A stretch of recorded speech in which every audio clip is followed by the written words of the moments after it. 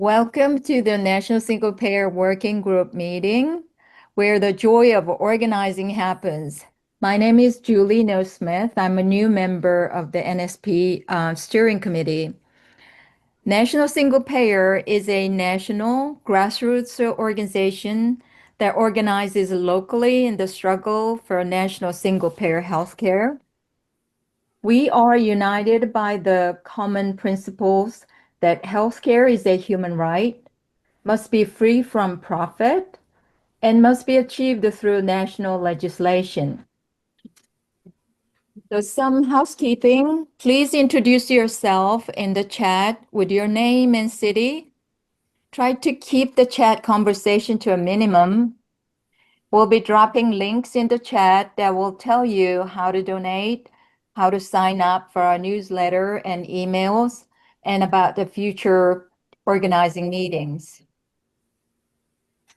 After our panelists have finished their presentations, people who have questions will have opportunity to raise their hands.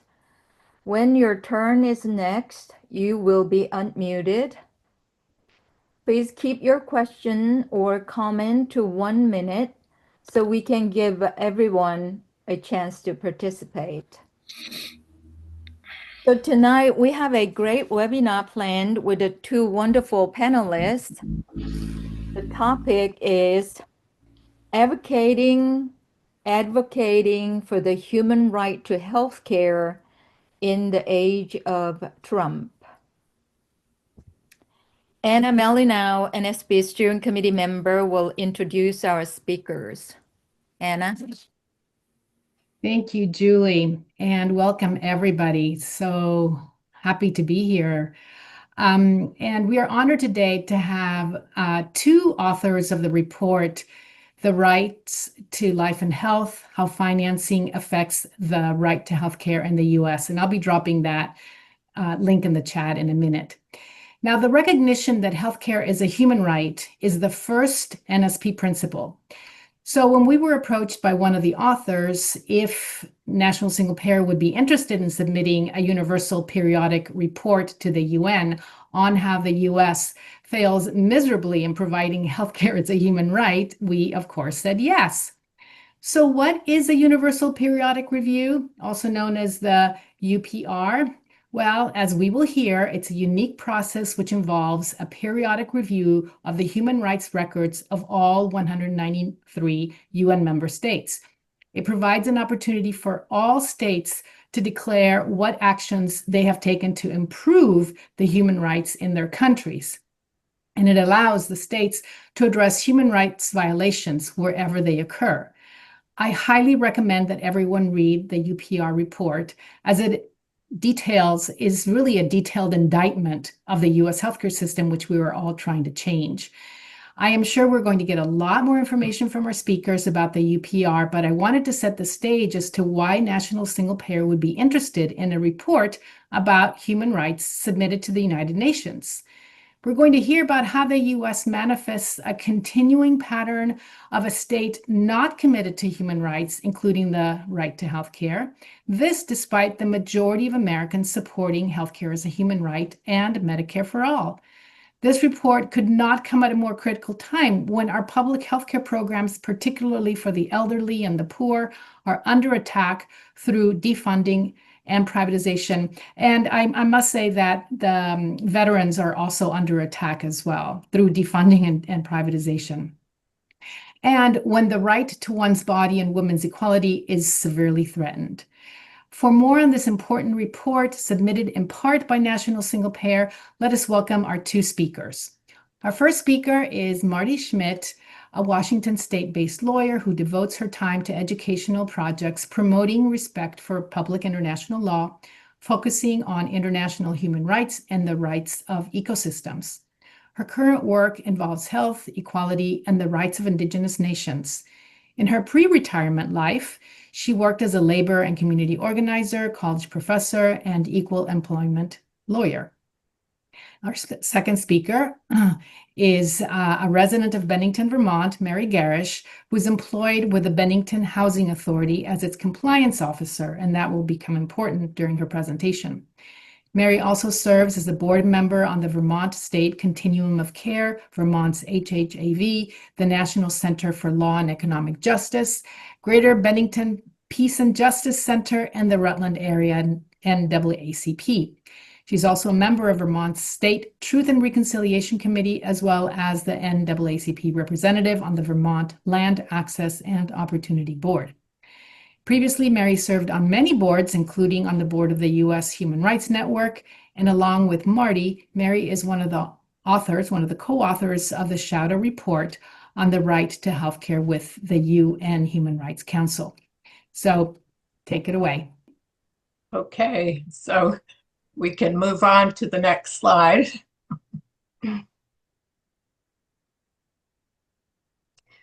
So this is an opportunity for healthcare activists, the 2025 Universal Periodic Review of the U.S. by the UN Human Rights Council. The Human Rights Council is the chief entity of the UN, which focuses on human rights. It's a subdivision of the Economic and Social Council of the General Assembly.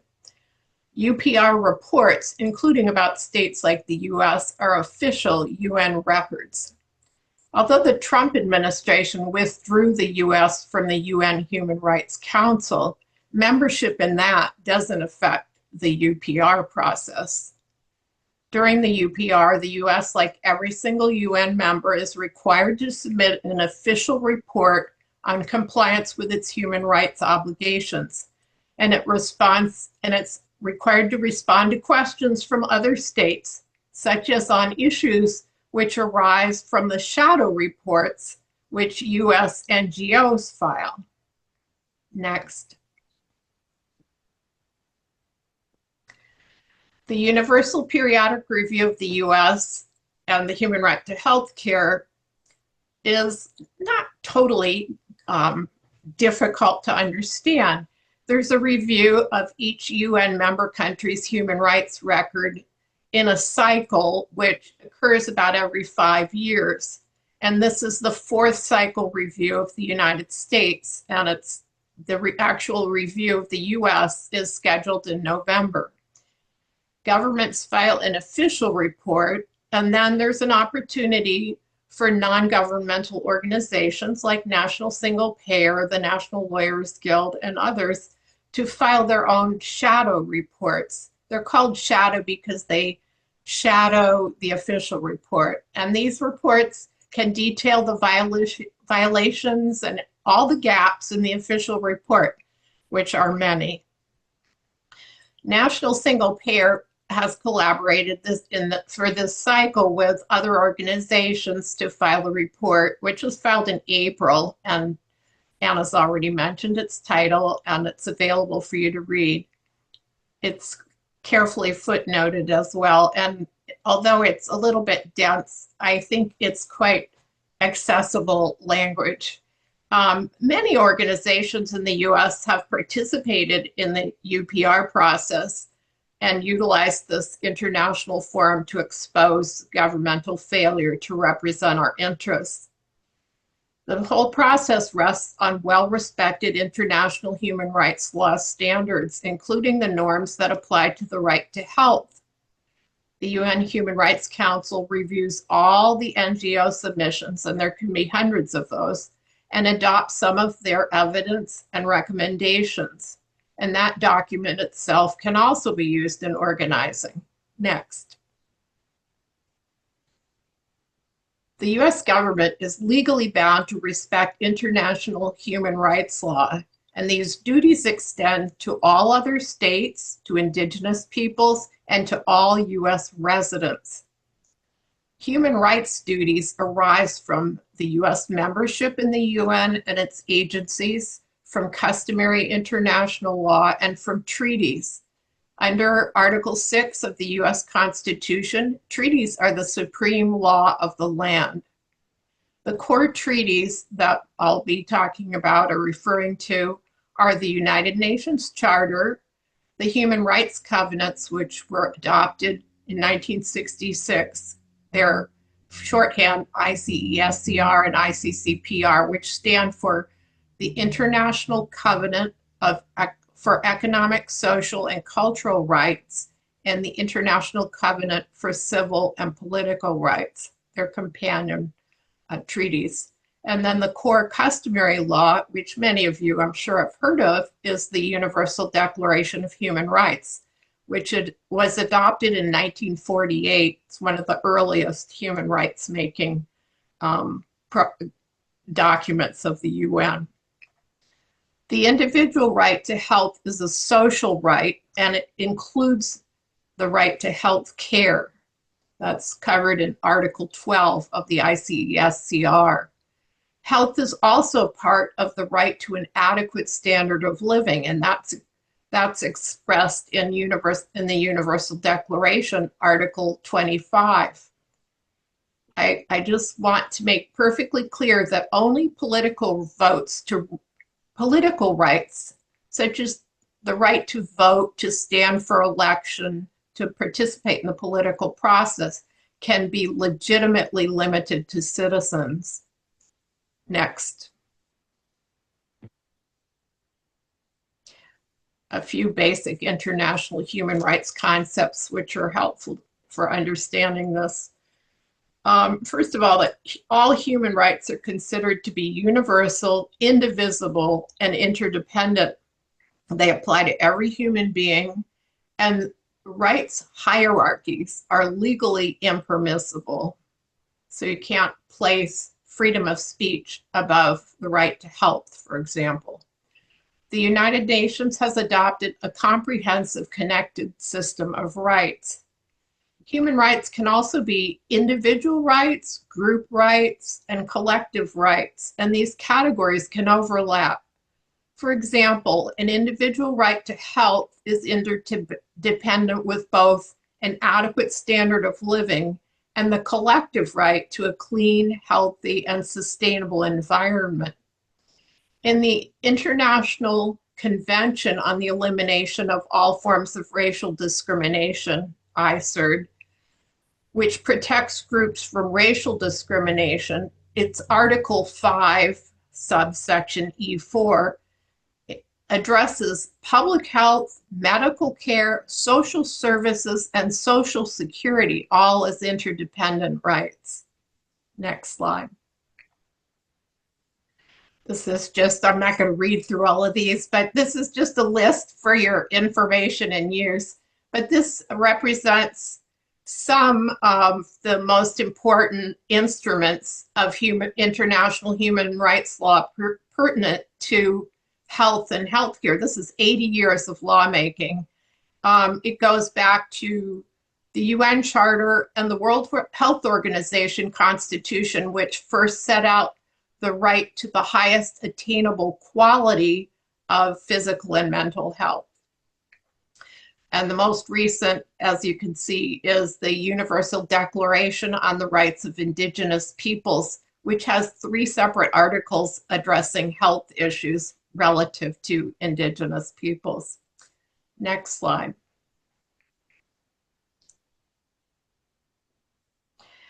So we see the human rights framework as an alternative to health economics and health policy approaches.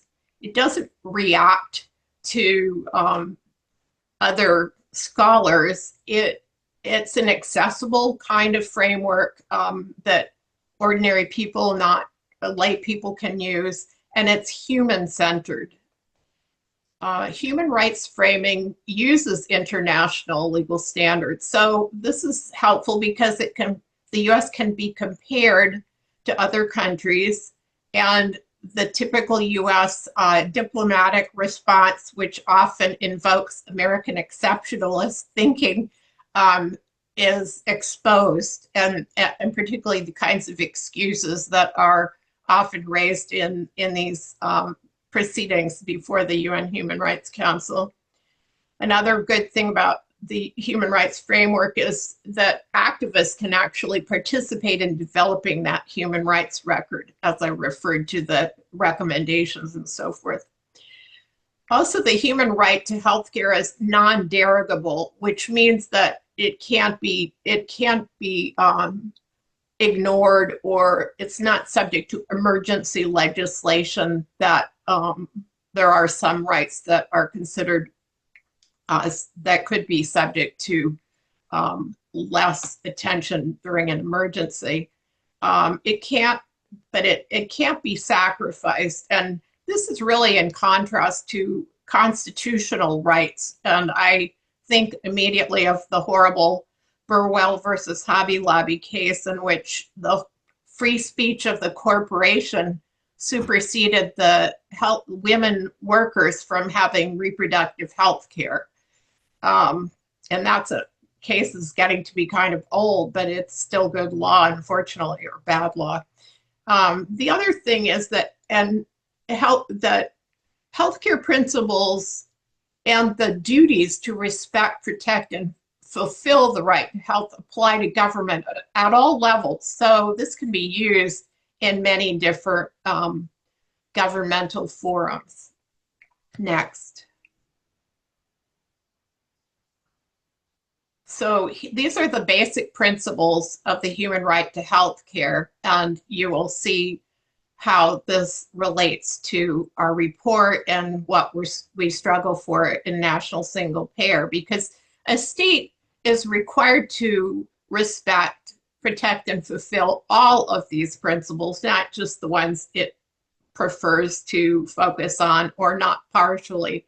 First, there's the universal access to all health goods, facilities, and services, which I'll talk a little bit more in detail about. Then there's the availability of health infrastructure and services. That's obviously throughout the country. There is a requirement for acceptable and dignified care for each person, for equal and non-discriminatory care. It requires the highest attainable quality of physical and mental health for each person. It mandates participation in decisions, which invokes freedom of association. It requires transparency of the healthcare system, and it requires that the system be accountable, which in some cases might involve litigation if there's malpractice. It might involve litigation if there's a failure to deliver resources, et cetera. But obviously, everything has to have accountability. Next slide.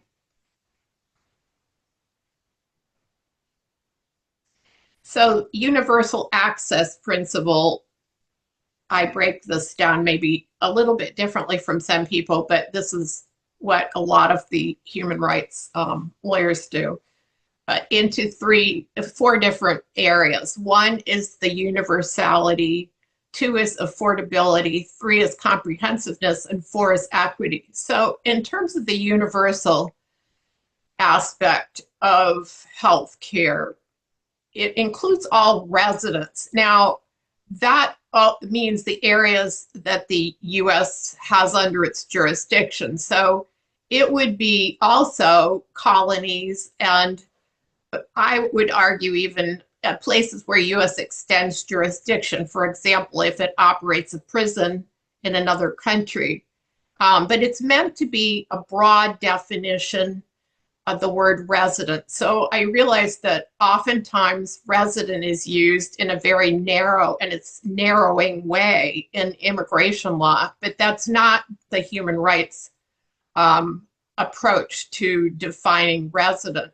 But the main distinction is that a state doesn't have to offer health care to someone who's passing through, for example, on an airplane flight and stops or something like that, although it could choose to offer emergency care. But it's still, anyway, it's a large term. So we don't get into, whether you're a lawful permanent resident, whether you have a green card, et cetera. No, that's not the way healthcare, a social right to health and healthcare should operate at all if it were treated as a human right. Then the issue of affordable, of course, this is the affordable as a definition for the purposes of healthcare as a human right is not like the US definition under the Patient Protection and Affordable Care Act. It's not. It's affordable means it's free. It's free at the point of access. There aren't cost barriers. There aren't co-pays. There aren't deductibles.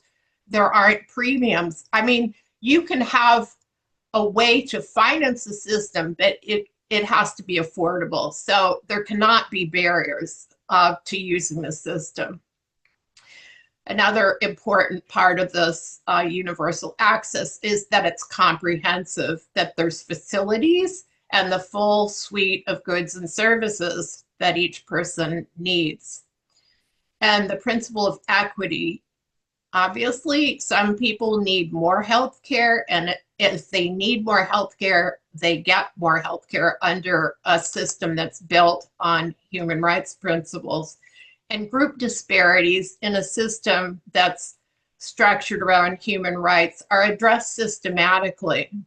So that you can see right away how different this would be than the way we're treating disparities and access in general as just a matter of wealth and income. Next. So about the shadow report. So we have the title, we focused on financing. It's meant to be a more systematic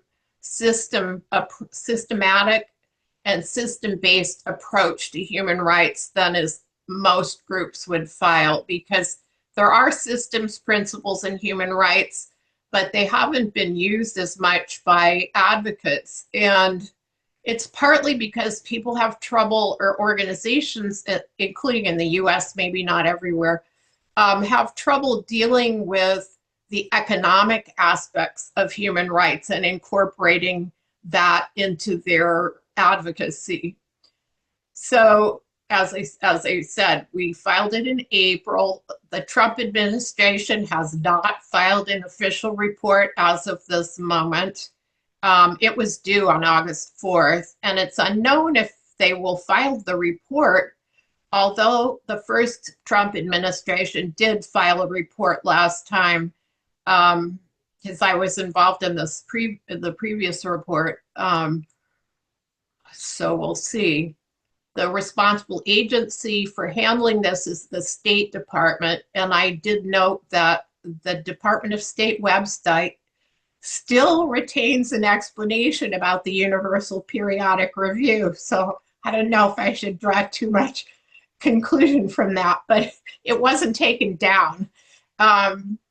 So in this report, the National Single Payer collaborated with 8 other organizations in the filing. They were the National Lawyers Guild, the National Conference of Black Lawyers, the Poor People's Campaign, Rights and Democracy Institute, People's Action Institute, the NLG, Rights and Democracy, People's Action were all involved in our last report too.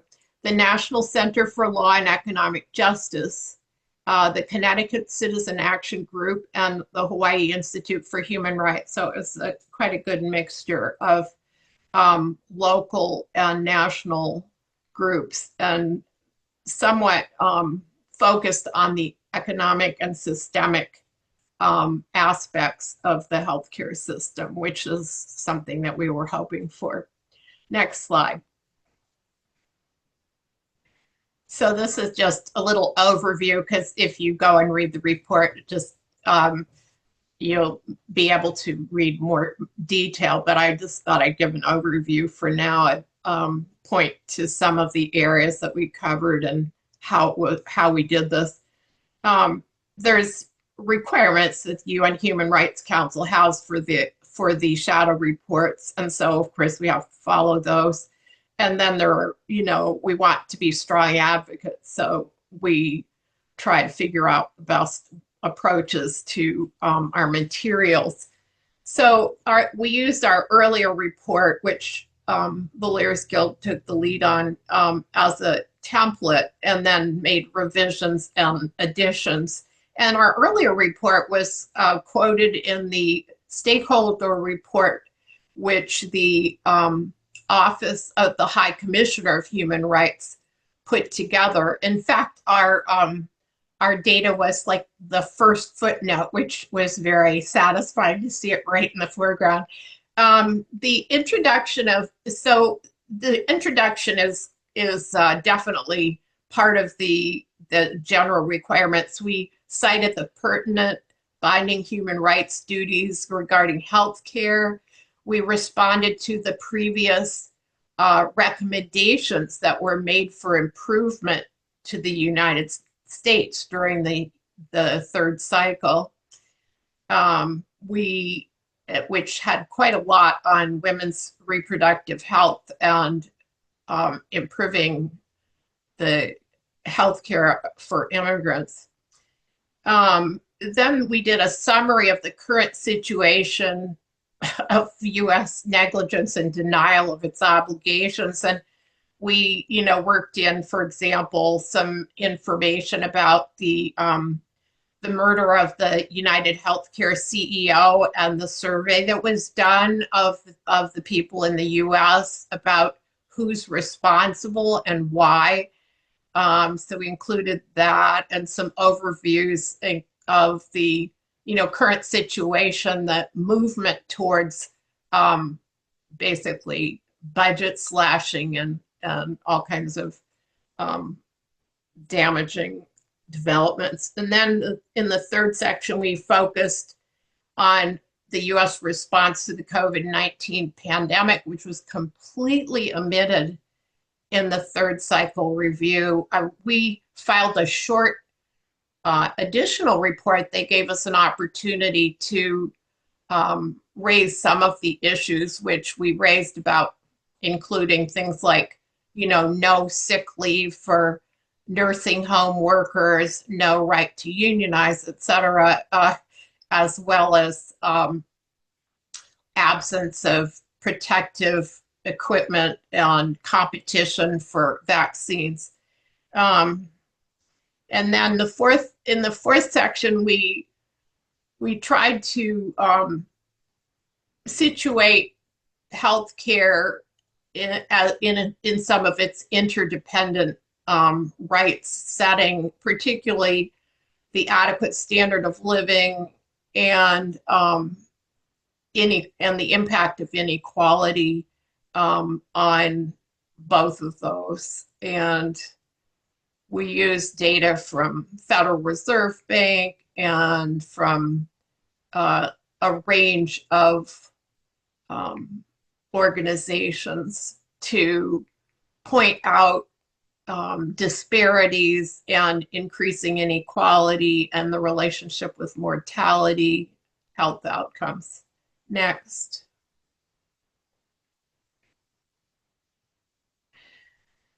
So this is one of the important focuses of the report, because under the financing requirement, specific financing requirement of the right to health, which is not maybe emphasized as much as the individual right, but it certainly is part of the work of the special rapporteurs that write reports to the Human Rights Council and help to develop the legal requirements. This is core, obviously, to the system. And so the principles of adequate, equitable, and sustainable financing are a large part of the focus. We accuse the U.S. of violating its right to health obligations of what are called progressive realization, maximum use of maximum available resources, and progressive taxation. And I'll talk more about that, or we can discuss that further as well. We also divided the discussion into the increases in profiteering, the increases in lack of accountability, destruction of public health system, and privatization. And that, of course, included some focus on Medicare and veterans health care. we analyzed the misallocations of the system and the inequity resulting from the dependency on ability to pay and wealth, and the socially, the societally unsustainable aspect of the, approaching 1/5 of GDP allocated to healthcare. In this report, we gave more attention to the profiteering and accountability issues involved in private equity ownership. We used, for example, the report from the Loan Institute, which has done quite a lot of work on that. The impacts of the closures of facilities on people's access to health care, increasing mortalities, looked at suicide and societal violence, as well as maternal mortality, and then just the real absence of regulation of corrupt practices. Next. So on finance, the inadequacy of financing. This concept of maximum available resources, this comes actually from the treaty, the ICESCR, and this term actually arose because of the fear of governments from poor countries about how many resources they would have to finance healthcare. So it set up this idea of progressive realization based on capacity, but maximum available resources is the US uses this as an excuse, but the US is a wealthy country. It's one of the richest countries in the world. It's not a lesser developed country. It has capacity. So, and we also know that the outlays are huge, but they're ineffective to guarantee the right to health care. So anyway, that comes up in every, it's a routine excuse from the US government. Then the misallocation of resources, which I've mentioned, there's also, of course, appropriations diverted to military spending and to profits rather than health. But even within the health budgeting, there's insufficient appropriations. Whoops, go back if you could. Could you just go back to the preceding slide? It kind of slipped. And the appropriations reinforce inequality. I'll just give an example. There's a lower per capita for the Indian Health Service, way lower than for Medicaid and Medicare. And also it comes not from dedicated funding. And then there are complete denials of funding, as everybody here probably knows, for reproductive health care, for care of immigrants. There's just and then insufficient targeting of vulnerable populations who have inferior health outcomes. So how are you going to make any kind of systemic change there? And then the grossly inadequate funding for mental health care. Next. And then the inequities of financing are, we looked at and talked about the fact that the funding is from general taxes relying on income and Social Security tax. Now, income tax is more progressive than Social Security, but in any event, it burdens workers. These are taxes which burden workers. They're not burdening capital. And then the reduction in tax revenue from corporate tax, like that, the earlier Trump tax cut, 2017, saw a decline to 21%. And then there's not really any tax on capital sources. Maybe, Washington, a few states are trying to do capital gains taxing, but basically that's out. So the burden is really shifted onto income and Social Security tax. And then, of course, everybody's also familiar with all the user fees that we have in our healthcare system, premiums, deductibles, co-payments. And this is especially burdensome on people who are in the middle, median income and below that, because of the high cost of healthcare and the proportion that people have to allocate for healthcare. Next. And then the third prong, the unsustainability. So I mentioned that we're approaching a fifth of GDP devoted to the private healthcare system. We also are seeing, I don't really have to say much to this group about profit incentives and causing a result of denial of care, this is completely antithetical to the human right to health, to have a profit incentive for health involved in healthcare. And then these issues of increasing privatization. So not only Medicare Advantage, which is now more than 50% of the seniors enrolled in Medicare are in Medicare Advantage. And the Mission Act of 2018 was the beginning of the privatization schemes that are being targeted increasingly against the Veterans Benefit Administration. So all of these privatization developments are increasing costs and obviously can't be sustained. And then there's no cost controls. The new forms of private ownership and profiteering are resulting in more wealth inequality, income inequality as well, decline in standard of living, and worse health outcomes. So, my radical conclusion here is that our health system doesn't exist to promote the right to health, but to promote economic insecurity and mortality. Next.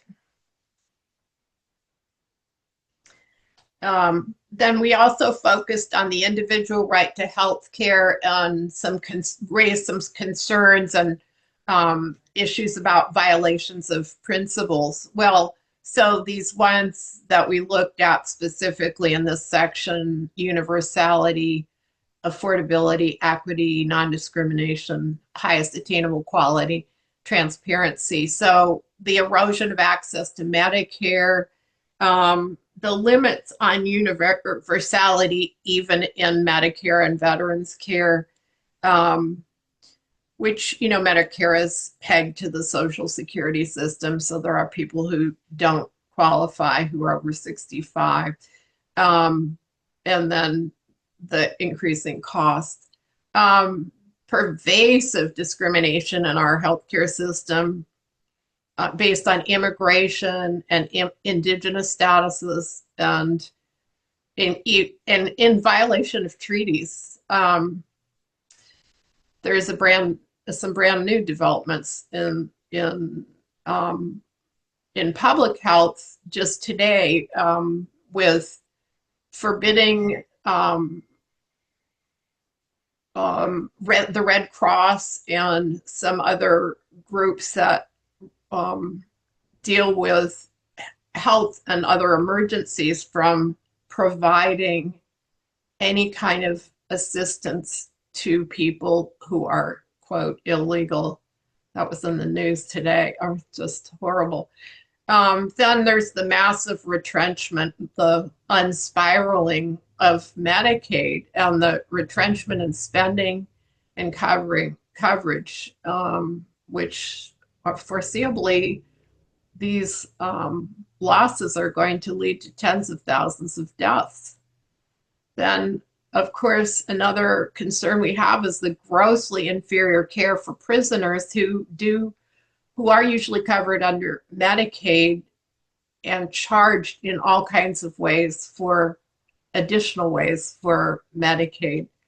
And then we did focus specifically on the high and increasing maternal mortality and the racial disparities for American Indian, Alaska Native, and Black women, which are just over the top, way worse than any comparator countries and way worse than a lot of much poorer countries. Next. So then in our conclusion, we said there's a need for single payer financing a public system. And we requested recommendations. This time we had the benefit of national single payer and the work that's been done on the model bill and the input from some of the national single payer people, as well as People's Action who've worked on pharmaceutical access. And so these are the ones that we asked for: the removal of for-profit investor-owned enterprises, if private delivery is done for healthcare, the strict regulation of nonprofits and a ceiling on incomes of the highest paid, strict regulation and affordable pricing, and some public ownership and production of pharmaceuticals, democratically elected community and local oversight boards, and protection of self-determination of Indigenous people and respect for treaty rights. So I have a few more slides. Next.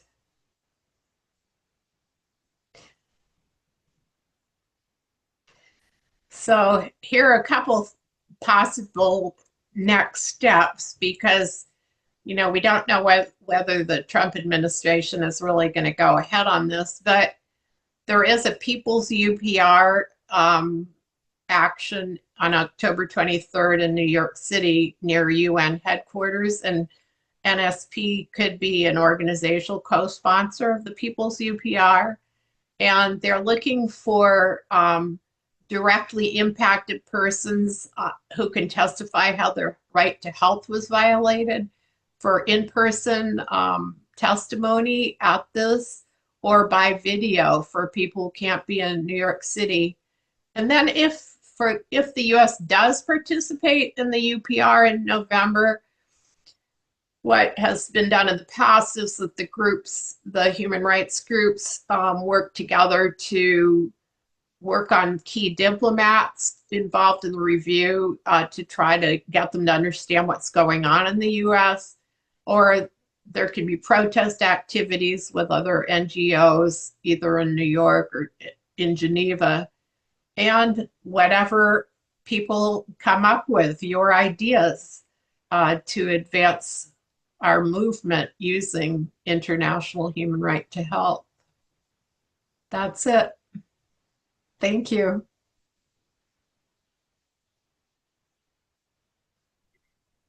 Thank you, Marty. Mary? Thank you. Thank you. And thank you to everybody for being here. I have been an activist following my father and mother's footsteps in healthcare since I was a child. This has nothing to do with the UPR report, but just as a background piece of information, my dad and some other doctors developed the first free clinic in Detroit in the 50s because when they were residents at the hospital, someone came in for the emergency room and the hospital wouldn't let them in because they didn't have insurance. So they tried treating the person on the front lawn but didn't have the necessary equipment, and she died. So that's what it used to be like, but it's getting that way again. And we need everybody, especially folks from single payer, to chip in for this. As Marty said, our system is really discriminatory. And I'd like to just address, in rural areas, it is particularly bad because, first of all, there aren't many rural hospitals, okay? And the reason there aren't many rural hospitals is the insurance companies can't make enough money off of them because they have a fewer number of doctors, etc. In fact, more than 100 rural hospitals have closed in the last 8 to 10 years, and there are 700 more that are in danger of closing, which will basically put rural health services, almost eliminate them. Similarly, the Indian health services get so little money because it's just not profitable. Those are also usually rural. And for any kind of rural hospital or Indian health services hospital, folks usually have to drive a long way. In fact, a friend of mine is a member of the Indian Health Services. And when she was living in Iowa, she had to drive to the next state over to actually get health care because there was no Indian Health Services within like 8 hours of where she was. Mm. Rural populations experience the same issue. And it's really interesting because, for example, somebody came up with the statistic that more than 50%, and I have the authority for this, but I'm not citing it right now, more than 50%, for example, of motor vehicle accidents in the country occur in a rural atmosphere because that's where our highways go, right? And so they have to go to a rural hospital, but those rural hospitals won't be there anymore with the system that we have. If we had a single payer system, then we could make sure those hospitals are funded, because not only, as you all know, would everything be cheaper in terms of equipment if we could bulk buy, like all the European countries do, but also in terms of pharmaceuticals, which would be much, much cheaper. In fact, I've got the statistics. So right now, we spend over $700 billion a year for drugs. If we had a free market and single payer, we would spend about $150 billion. Look at how much money that leaves for things. The other problem with rural atmospheres and accessing healthcare is not just the fact that places aren't close, but it also impacts, so farmers, farm workers, they can't take 2 days to go get healthcare because the crops have to be harvested or they'll lose their land. So that puts them at a direct disadvantage, and they suffer much more deaths that would have been preventable if they had had somewhere that they could actually get to. They can't just take off work for several days to go find a hospital somewhere. That's what our for-profit system does. Because if the insurance, as you all know, if the insurance companies aren't making enough off that particular hospital, then they just won't cover expenses there anymore. And the problem is that this also impacts all kinds of other human rights. We all know that all our human rights are interrelated. That's what the International Declaration of Human Rights is about, right?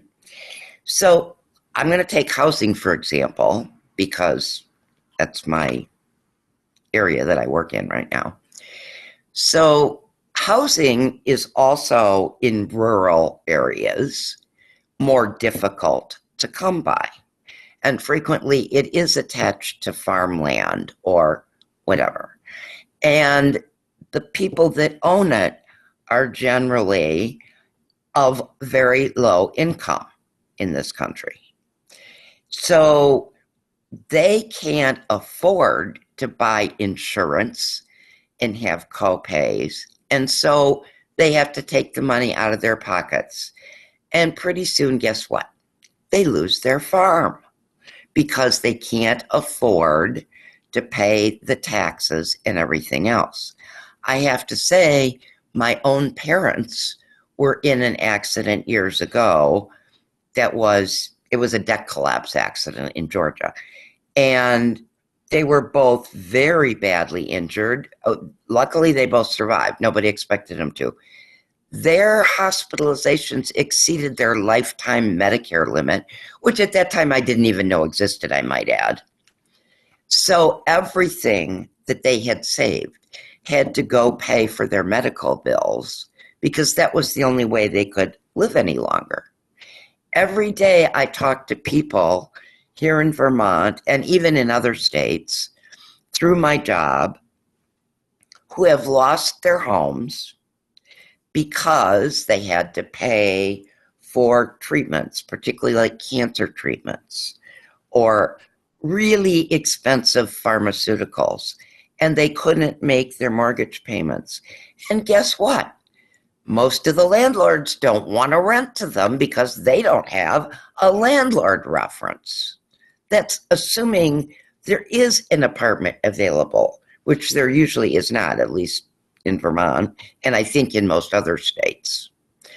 And now that HUD has cut back on Section 8 housing vouchers, which is where certain entities like housing authorities, which I work for one, give out a voucher, which means that you find an apartment, you only pay a third of your income toward rent, regardless, and if it's nothing, then it's nothing. And we pay the landlord the rest. So we can't give out any more of those, nor can anybody else. We at least haven't had to cancel any. But there are people who can't live in a house because their medical bills were so expensive that they can't afford an apartment, and nobody's allowed to give them a voucher anymore. The Vermont State Housing Authority had to actually cancel 300 vouchers, most of which were for people who were having medical issues. That means all of a sudden, no rent. And it's all because the way of our system is structured, which again, as Marty pointed out, has to do with American exceptionalism, which, in case anybody isn't familiar, which I didn't used to be before I got involved in UN stuff, means that if it really worked, we would have done it first. So the fact that every other country, every other civilized country in the world does it that way, and every other civilized country in the world, everything is cheaper. Medication, they have a basic single player. And it's funny because when you go over to the UN, and this has been for years now, before COVID, we used to go to Geneva for the reviews. And you'd be talking to them and talking about insurance, and they'd say, well, like Germany, for example, yeah, we've got insurance, except no, it's not the same. Theirs is nonprofit, and I mean nonprofit. Like ours in Vermont, Blue Cross says they're a nonprofit. They're not. They respond to their parent company, and that's why they could just raise their rates 25% with the permission of our civilian board that oversees their rates.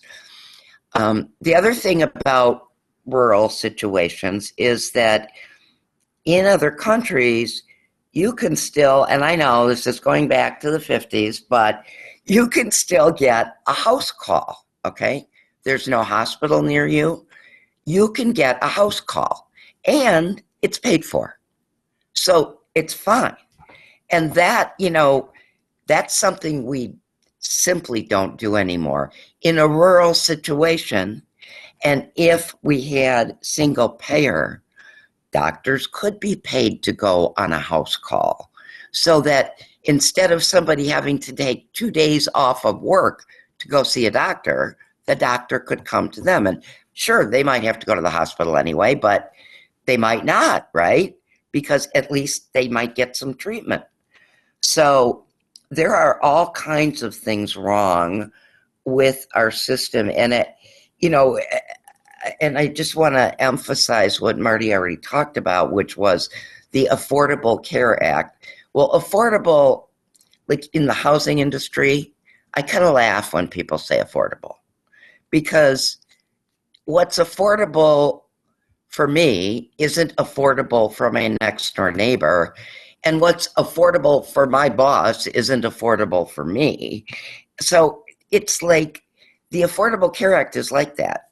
Oh, it's all affordable. Yeah, for people who have the money to pay copays and to pay for their own prescriptions and to pay a deductible and all that stuff and pay their insurance premium. Yeah, then it's affordable. No, that's not what it's meant to be.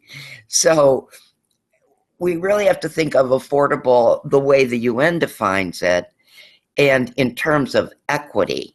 You know, what's equitable for people? Like, what can that person afford? Maybe they can afford more than the person standing next to them. They both should get what they need. They shouldn't have to pay for their health care. They shouldn't lose their homes, their cars, or their lives because they can't afford health care. So I don't even know how long I've been talking, but I'm going to stop there. Marty, do you want to add anything to that? Oh, we're done. Okay. So if anybody has questions, comments, whatever, we would love to hear them. Thank you, Mary and Marty. This was such an enlightening presentation. I think the way that the report frames the idea how financing affects the right to health care is just a different way of thinking about it for us.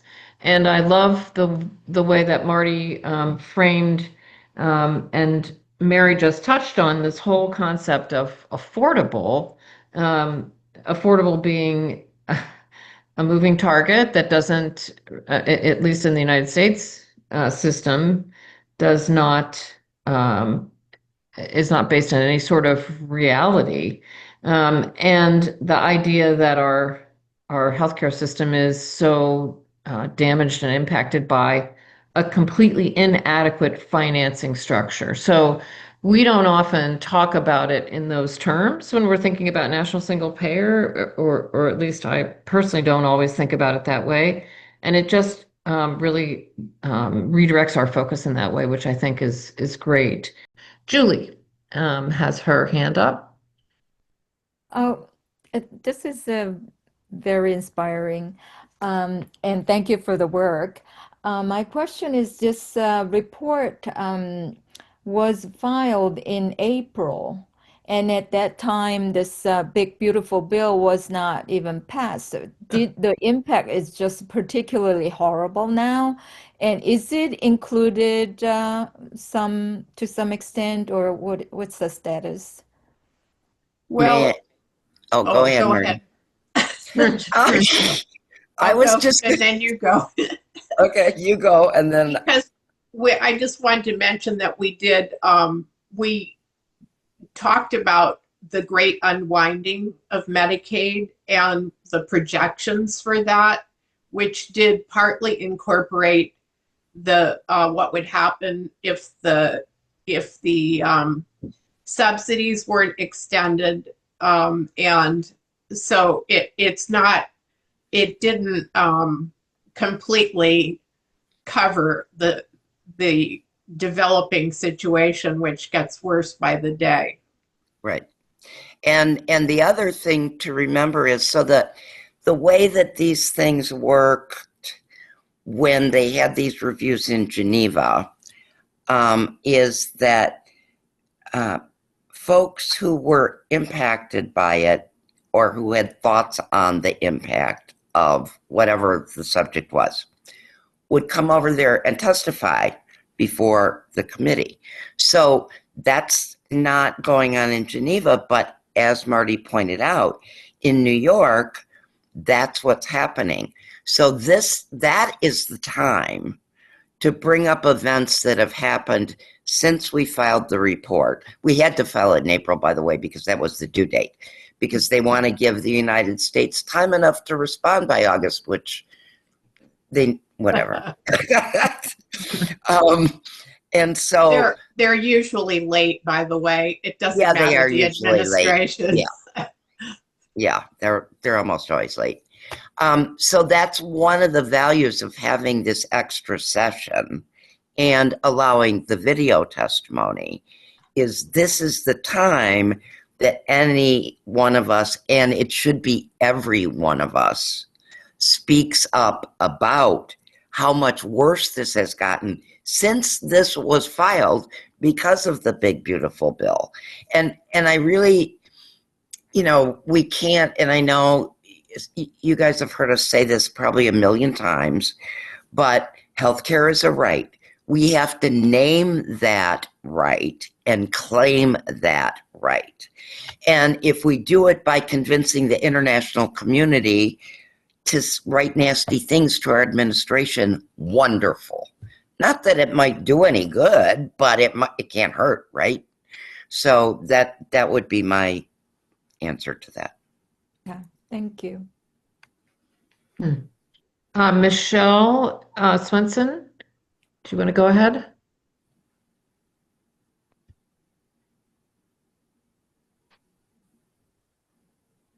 Anna, do you have to unmute her? Yes, I'm sorry, I just found the audio. I just wondered who the report is shared with among our leaders, or how are we sharing it with our leaders? Or, You mean our governmental leaders? US leaders, yeah. Oh, yeah. So they get, when we file the copy, the UN gives it to the Department of State right away. And then it's up to the Department of State to distribute it to any other leaders. We can also send it to whomever we want. If any of our senators or whatever are interested in it, we can send it to them. But basically, it goes through these channels of the UN to the Department of State. Now, in most circumstances in the past, the Department of State has actually held an in-person gathering in DC for what they call civil society or non-governmental organizations, NGOs, as Marty already told you, to go down and meet with the Department of State and talk about the report. And they usually do that before they submit their report. Their report always dodges the situation. I mean, the last time they said that that they were addressing the healthcare crisis, they took measures, they said, to make sure everybody had healthcare in the Affordable Care Act. Come on. So Marty, do you have any other thoughts on that? Well, yeah, I think actually it's a really good question about who's going to see it and how is it going to be used, because I think that there's a lot of us lawyers who are involved in this process, and so we have kind of thought about this more as a legal approach than an organizing approach. Right. And so consequently, we obviously have to file a report in a certain format, but nobody says it's a public document. It's not private. So right. We haven't really developed the capacity in our movements to use international fora to advance our work. And I think it's, that's partly because of American exceptionalism, because we think that, things are better here a lot of times, when in fact, if you really examine the situation, particularly with social and economic rights, you find that that's not true. But so we tend to be very self-centered or nation-centered in the way that we approach this. The other thing is, we wouldn't be actually what we did the last time, because we had to do everything on Zoom. We actually met with some of the diplomats from the different countries who expressed an interest. And basically what we did was we sent a report to those who are on the Human Rights Council. We looked to see who we thought might be interested. And sometimes we had info about, particular diplomats, or we had a relationship with a country. For example, Cuba was on the Human Rights Council at one point. So we knew that they would be sympathetic and helpful, and then we had meetings to explain, what we said, and they asked questions. And then, those kinds of activities tends to be more formal, but it doesn't really address this other piece, which would be for us to really, for example, send the reports out to members of Congress, for example, or all of them, to have a strategy to do that. I mean, we haven't risen to that kind of challenge in the US. And it's partly because, human rights activism was squelched after the filing of the We Charge Genocide report by African Americans. It was part of the Cold War agenda, and especially against African Americans, raising human rights through the UN process. And a lot of people don't know about that, but that legacy is part of the hidden, cost of suppression of human rights in the US. But I've been involved in a couple of other international activism around nuclear weapons, with the advisory opinion on the illegality of nuclear weapons, where there were petitions by people. There were so many petitions that the International Court of Justice had to rent special warehouses to put them in, where we had like really huge and parallel activities in different countries. And we could do that, with healthcare, if we developed organization and strategy and ties, or we could choose even to just try to do something like that with Canada and Mexico. I mean, really, it's just, but there's a lot of potential, and around particular, could also be around particular aspects of these principles, like universal access. Oh, I should also mention in the report that by 2030, every single country in the world is supposed to have universal free primary care, and the US has no plan. Nothing is going on. So, that is in that comes up in all the development meetings, and it comes up in meetings over climate disruption. It comes up everywhere, but anyway, so we are kind of out of it. We have to educate ourselves a little bit, more than a little bit. But there are, so even with this, we could do a lot more to just publicize this report. Anyway, so just some of my thoughts. Yeah. And it won't be integrated or utilized in the US unless we figure out strategies to use it,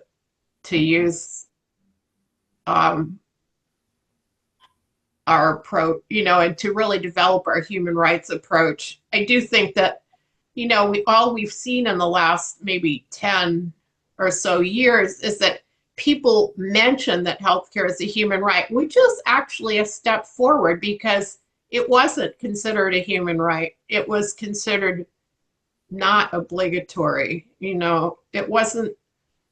Some rights like freedom of expression were considered human rights, and that still happens a lot. Is people will talk about a human right to speech and healthcare as if healthcare doesn't fit into the human rights framework. So there's still, even informationally, a lot of work that we could do, and educationally, to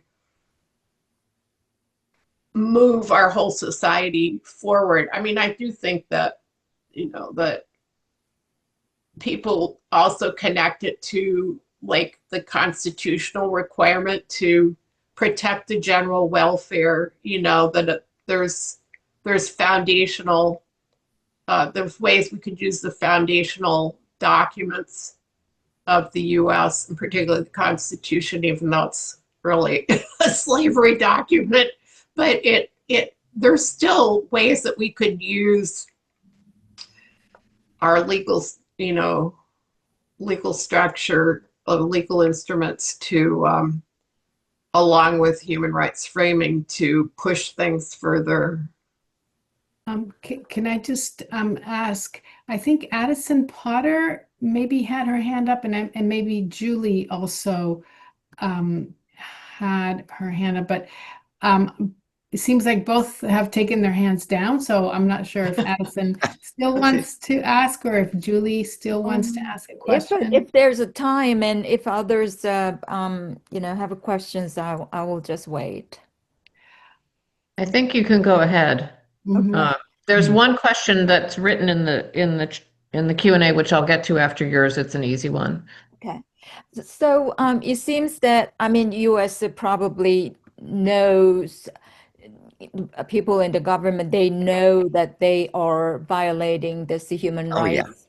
But it seems that they just intentionally ignore or just don't care. We are exceptional. So That's right.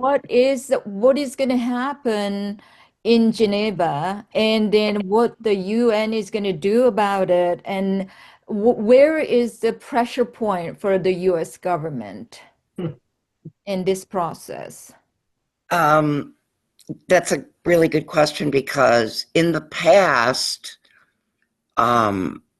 when the Human Rights Commission has made recommendations to the US, it has always been, you need to do this and you need to do that.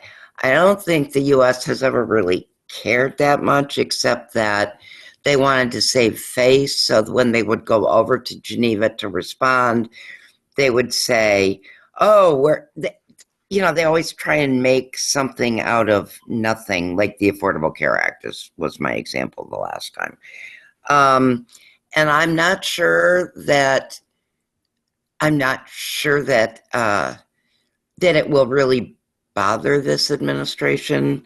However, just having a paper trail and a record, it might bother some of our allies to the point where they say, you guys are just violating human rights all over the place. I mean, that's our hope. Okay. I don't know, Marty, do you have a better answer? Well,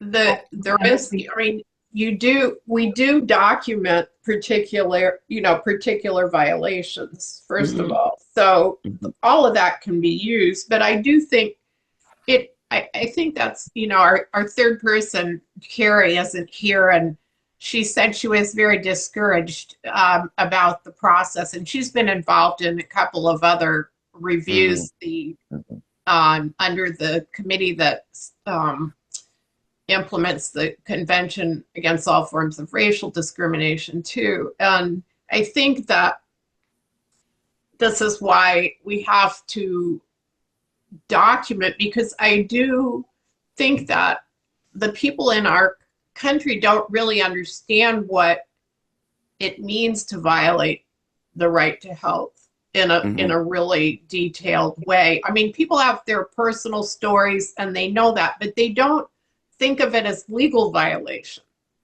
as legal violations, even if they say there's a human right to health. So, and that, of course, also goes along with the way in which the U.S. flouts international law, except when it benefits the United States. On the other hand, as Mary was saying, there is the whole issue of public image, and and as things get harder, I think partly because of what's happened with tariffs and all the demands that are being made on other countries, they are less likely to cut the U.S. slack. So I think as we're going into this future time, that we are likely to get more results from doing this than we may have in the past, because of the changing political situation, well, political and economic situation. So I always think that one has to do the information and organizing part of any kind of legal change you want before you could get a legal change. You can't implement, it has to come from the social movement. And so that's one of the challenges, that a lot of lawyers think, that if you do something, try to implement, like there was a group in Washington State who tried to get the right to counsel generally for all people, for all cases. Well, that didn't work out. They didn't have a social movement. It's a perfect example of how just lawyering to try to promote human rights is not enough. So enough said on that. Okay. So the one question that was written into the Q&A was, when do you expect the report to be released in November? And another corollary to that, what if the U.S. decides not to participate in the review in November in Geneva? Yeah, and that's one of the things, is if it needs to do the official report, and the UN Human Rights Council, I looked at their website recently, and they were boasting about how they had 100% participation. So they have a real problem with the Trump administration if it wants to take the position of not, participating in this. So, that's the deal making that goes on behind the scenes. But what I would hope is that they will do it. They did it really, the report they did last time had like video of people talking about stuff that wasn't even relevant to the review, and how great it was that they supported mothers in other countries. I mean, and this was their way around reproductive rights. I mean, it was just, it was really quite a fantasy. And then the Biden administration came, and they had to respond, though, to the report, the recommendations, and they didn't respond to our healthcare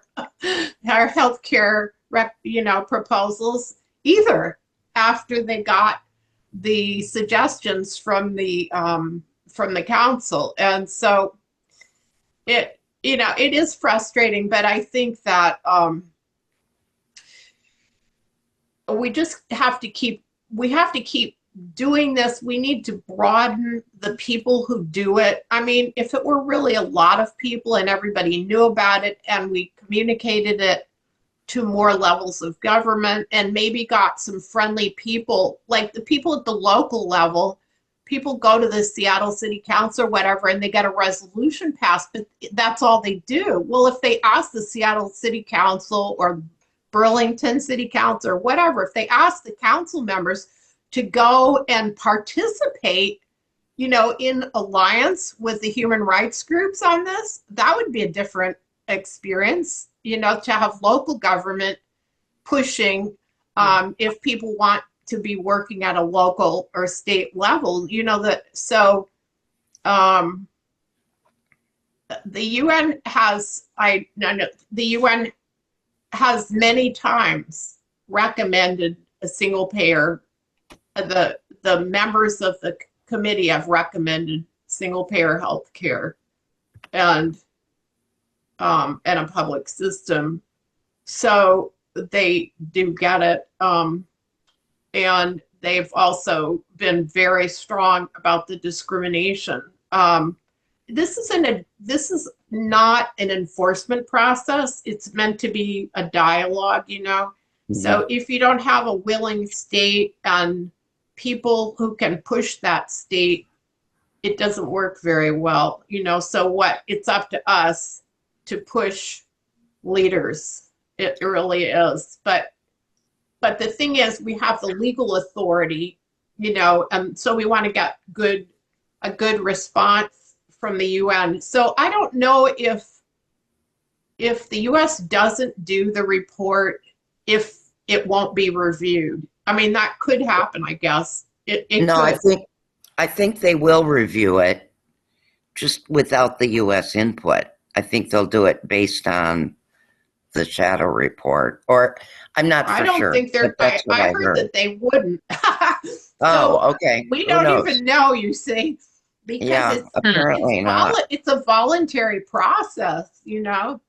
That's a But the problem. other thing is, maybe what we also need to do is stress that these treaties, they're treaties, okay? Yeah. It's like when a world war ends and they sign a treaty. What would the world do if one of the nations that signed that treaty violated it? They wouldn't be happy. I'm just saying. So I Well, think that's exactly because what you're saying, and which we've emphasized, is that the right. U.S. This is American exceptionalism. U.S. Yeah. doesn't take international law seriously unless it's a trade treaty that benefits the United States. Right. And if it doesn't benefit the United States, then there's also a lot of impunity that goes on with international law. I think we should also mention it in relation to local law. Like, you know, they want to put people in prison for all kinds of things that haven't been illegal, right? But that are way less serious. I just wanted to let Anna ask her question because we're getting close to the end. Sorry. No. I you're think fine. this has been It's really been- a wonderful discussion. Very, very interesting. And I want to thank both Mary and Marty for the inordinate amount of work that went into writing this report, and working with other organizations. It's really just remarkable. I have to say, I'm very, very pessimistic when it comes to human rights in today's world. I mean, look at what is happening in Gaza. We are sending money to bomb hospitals to obliterate the healthcare system in Gaza. And it isn't even, I mean, yes, people are going out on the streets, which is fantastic, but it's like the world community is just standing by. So when we ask, you know, what would the world do when the United States doesn't have healthcare as a human right? I I just don't see that as being, you know, I just can't see people rising to the occasion, unfortunately. However, I do think that what you are both saying, and that is that we need a movement to make this happen. And I'm not so optimistic about our elected leaders either. And I think that they definitely need to feel the pressure from below before they will make a change. And that's up to us. That's really up to us. And that's why I really appreciate the two of you coming and talking about this report, because we do, as Judy said, we talk about healthcare as a human right all the time. But what does it mean? What are the principles? What is it based on? And I just want to commend you all and thank people for listening and for tuning in, because this is a very, very basic principle of national single payer and of many, many organizations that promote Medicare for all. So I know that we didn't get to everybody's question. I want to just add one thing in response to your remark about Gaza. One of the reasons why the U.S. hasn't filed a report is because a couple of the shadow reports were about U.S. violation of humanitarian law in Mhm, Gaza. mhm. So that's in the background here of how the U.S. is going to deal with the UPR this time. It's really an interesting opportunity. Yeah. So, Judy, All right. you have the Well, floor. again, thank you both so much. And um, there were people in the chat, I'm not sure if you noticed, but who have read the report referencing certain paragraphs. People are taking notice of it, and I think Great. that's important. And we will want to stay in touch with you both about the People's UPR and what happens in October and what would happen in November as well. And I think some great ideas about local organizing and integrating a real understanding about healthcare as a human right is really important and something that we can at least advocate for. And so with that, again, thank you so much to Marty and Mary and all of the people that you worked with in order to create the Shadow Report. Um, if you'd like to support the work of a national single payer, you can use the link in the chat. Multiple links in the chat were placed. There are also instructions for saving the chat, so you have that information for later. We have signups available for our next working group meeting and for the meetings that are occurring the rest of the year. The next one happens to be on September the 10th. And we will also have our next webinar, I believe, September 24th. It's in the works. We don't have our topic yet, but that will be coming out in the newsletter. It will be on our website. So we hope to see you all in the future. And good night for now. Thanks again. Good night. Thank you. Thank you.